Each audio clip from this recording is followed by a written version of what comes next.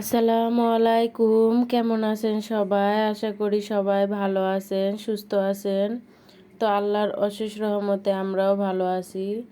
তো চলে আসলাম নতুন আর একটা দিনে নতুন আর একটা ভিডিও নিয়ে। আজকে ভিডিওটা আমি বিকেল থেকে শুরু করলাম। তো বিকেলে ছাদে আসছি ঘুরতে।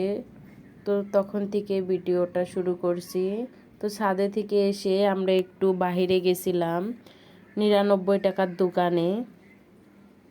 তো বিশ্বাস করবে না, এখানে এত জিনিস আর এত সুন্দর, দেখেন প্রত্যেকটা জিনিসই। আর এখানে যা আছে সব 100 টাকা, মানে এটা 99-এর দোকান।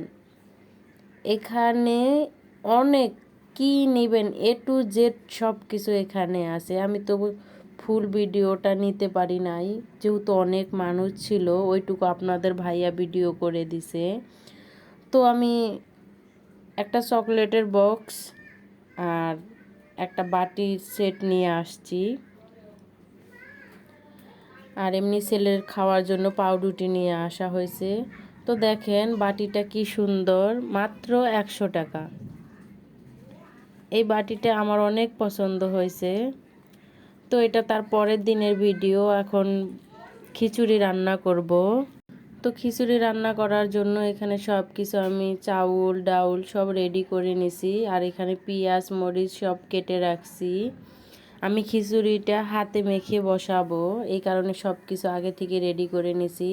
আর আমার নতুন গাছের 2টা পাতা হয়েছে, সেই 2টা পাতাও আমি কেটে নিছি খিচুড়িতে দেওয়ার জন্য। এখানে আমি চাউলটা আগে ধুয়ে এখানে পেঁয়াজ কাঁচামরিচ গরম মশলা দিয়ে দিলাম। দিয়ে এখানে আমি পরিমাণ মতো দিয়ে দিলাম লবণ। আর বাহিরে এত পরিমাণের মেঘ ডাকছে, অবশ্যই মোবাইলে যদি শুনতে পাচ্ছেন। তো প্লিজ সবাই এটা একটু ক্ষমা সুন্দর দৃষ্টিতে দেখবেন। প্রকৃতি, ওটা তো আমি আটকাইতে পারবো না। তো এর ভিতরেই আমি ভয়েস দিচ্ছি, তো এই কারণে একটু শব্দ আসতে পারে। তো কথা বলতে বলতে এখানে হলুদ মরিচ ধনিয়া গুঁড়া সব কিছুই দিয়ে দিছি। একটা জিনিস খেয়াল করে দেখবেন, এখানে আমি বাটা ঘষা দিতেই ভুলে গেছি। তো পানি দেওয়ার পরে মনে হয়েছে, তো আমি তারপরে এখানে আদা রসুন জিরা সব কিছু বাটা ঘষা এখানে দিয়ে দিছি।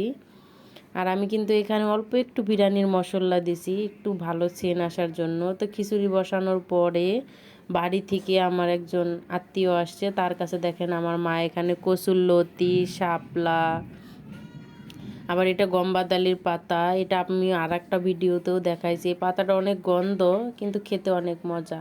আবার পাশে জাম্বুরাও দিছে। তো কথা বলতে বলতে আমার খিচুড়িটা এই পাশে হয়ে গেছে। এখন রাত্রের খাবারটা খেয়ে নেই। সবাই ভালো থাকবেন। আল্লাহ হাফেজ।